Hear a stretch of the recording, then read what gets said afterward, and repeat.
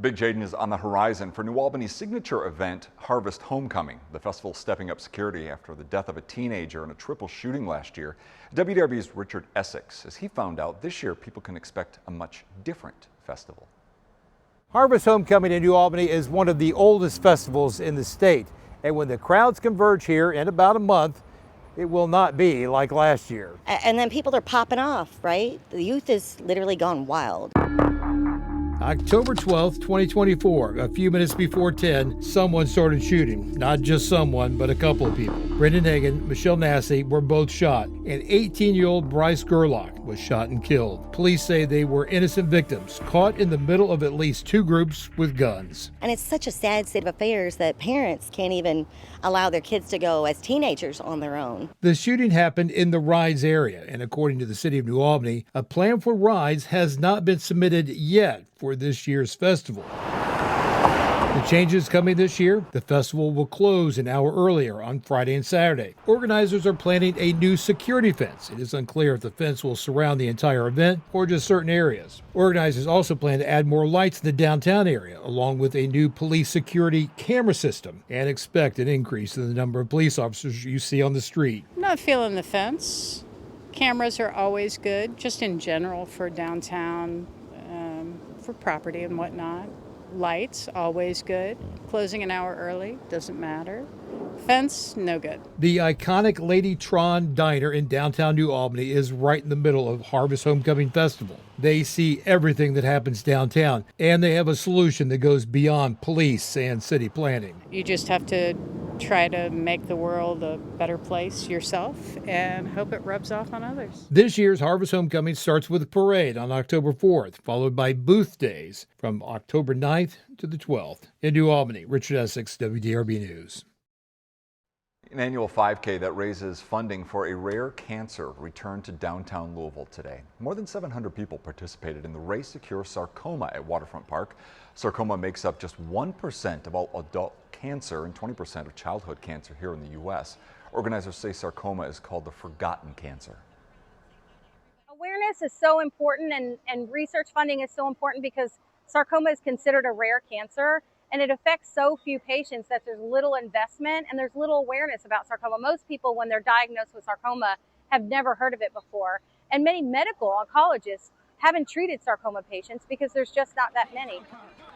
The event raised more than $110,000 for sarcoma research. Just because summer is winding down, that does not mean that the pool parties are stopping, at least for now. An adults-only pool party will be held tomorrow from 5:30 to 8:30 at Algonquin Pool. The event is for adults 30 and over. Admission is free, but pre-registration is required. You can do that online. Space is limited to about 275 people, and spectators are not allowed. There will be music, refreshments, and concessions for purchase. And if you don't own a swimsuit, one will be provided. A staple in the Louisville area more than 170 years in the making continued today. The 176th St. Joe's Picnic for children this weekend.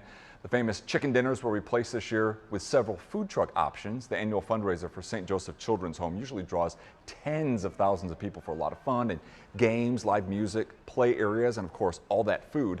The 48 children who live on campus get a chance to attend the festival and then take part in several other events. What's really cool is that they are here at Picnic for a couple hours on Saturday, and they get to see everybody here supporting them, and they know and they love that. Since 1849, St. Joseph Children's Home has provided homes and safe spaces for more than 75,000 children. Definitely a hot day. Every year when that happens, it is very, very hot, just like the fair. Yeah, Today was no exception. Yeah, I know, and hopefully we can at least take a break from the 90s by the time the fair comes around, which I mean, isn't that long from now, which is crazy. Yeah, about 5 days. Yeah, it's crazy to think about. But I do think the 90s are going to last through at least the end of this upcoming week. So that's not going to change much. We have a little bit of relief, coming up through the week, but they're going to be very spotty. And I don't think we're going to have a ton of rain when we do get those chances coming their way on in. Tonight, it's not bad. considering where we were. We were in the low to mid 90s again today, but again, we're starting to cool ourselves down pretty quick because we have clear skies, the wind's calm, so that number is going to look a lot different even over the next hour or so.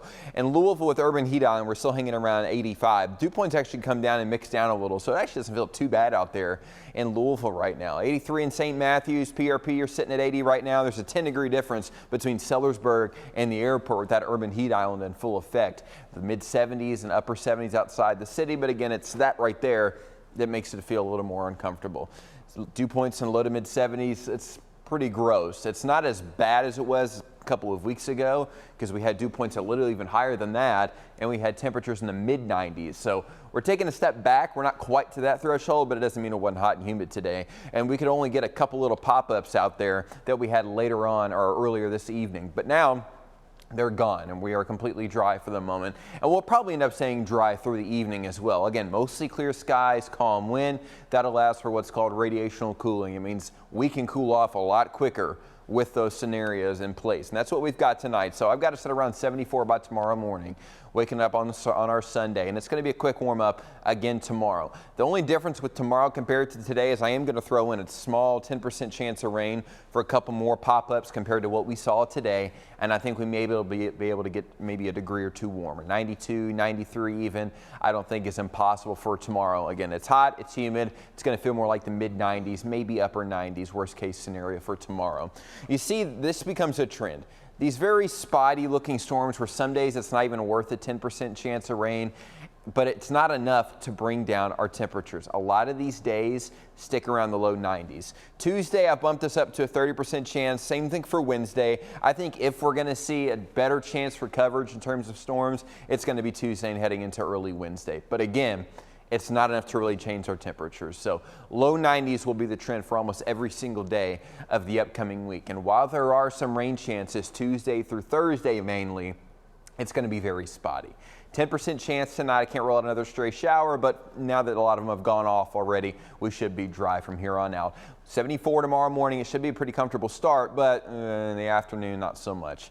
10% chance of a couple pop-ups tomorrow. I've got us at 92 tomorrow. And guess what? The 90s aren't going to go away. They're hanging around a little while longer. Low 90s Monday and Tuesday. That's the beginning of our storm chances. Let's talk more about Wednesday and Thursday and if it could be a little bit more widespread here in just a few minutes. All right, Bryce, thank you. A new soda flavor giving you a taste of a lesser-known fruit native to Kentucky. Coming up, the tasty drink combining Ale 81 with pawpaw fruits. From a moment of silence to a cell phone ban, the many laws shaping Kentucky classrooms this school year.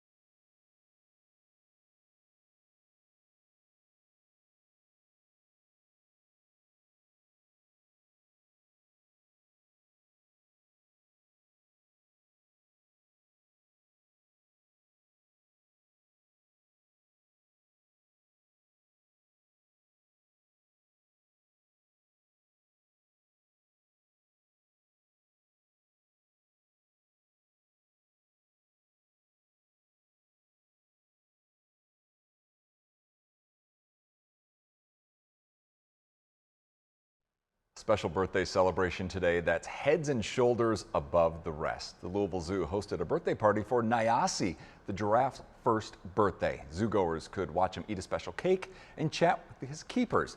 Nyasi, which means grass in Swahili, has been growing like crazy. He now stands about 11 foot 3 inches tall and weighs just shy of 1,000 pounds. Guests also signed a birthday card for him and took part in a special giraffe feeding. Ale 81 has given its latest limited edition flavor a Kentucky twist, introducing Pawpaw Ale 8. The Winchester-based soda company partnered with Kentucky State University to capture the taste of the pawpaw, a soft tropical tasting fruit that grows wild across the state. Sometimes called the Kentucky banana, the pawpaw has long been part of the state's natural heritage, but isn't often found in stores. The new flavor launched earlier this week. It's very tropical. It's a mix of various tropical fruits. The one that hits me the most is mango, and there's also some banana flavor in there too. You can find the Pawpaw Ale 8 selection in certain stores. Now you can purchase it a case online as well. A Southern Indiana trade school is helping students get hands-on experience through an early education program. These kids have fun. It's been a breath of fresh air for our facility to have this.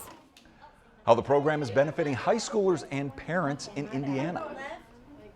We are on day 35 of temperatures in the 90s this year. We averaged 40. Well, spoiler alert, we're probably going to go above that number pretty easily because we got a lot more heat on the way. Let's talk about when it could finally come to an end if we've got any rain relief on the way to help us out.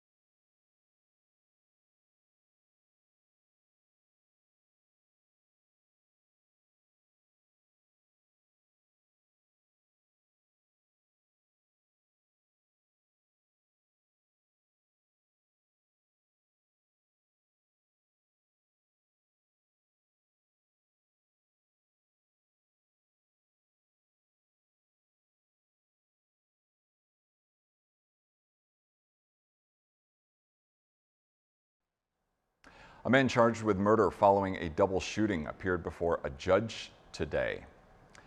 Police say 26-year-old Joseph McDonald was on Dixie Highway near Valley Station Road around 1:30 in the afternoon on July 24th.